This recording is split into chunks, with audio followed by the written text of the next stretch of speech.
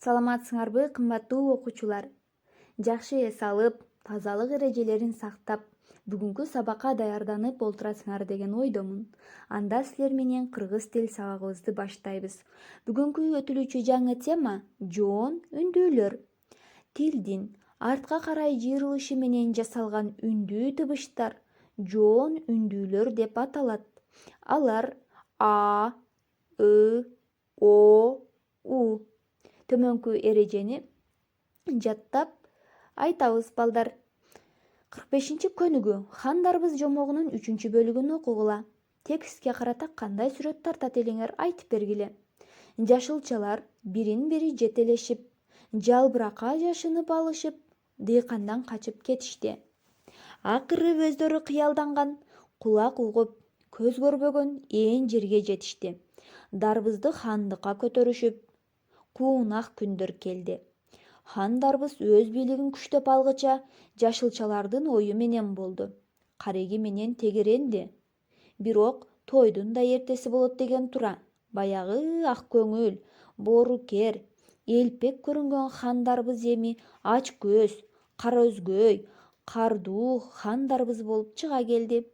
Башында күнөстүү, сууга кенен, жерге отурукташкан жашылчалар таштак жерге көчүрүлдү.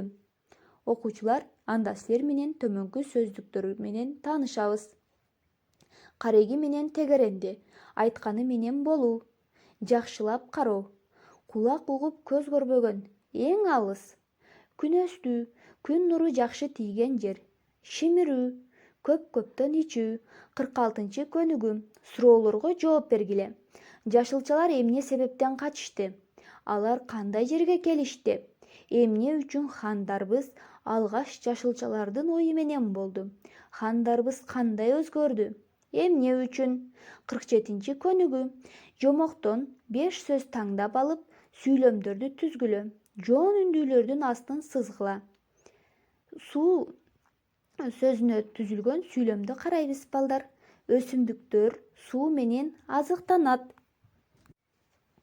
48-көнүгү жоон жана ички үндүүлөр боюнча китепче жасагыла.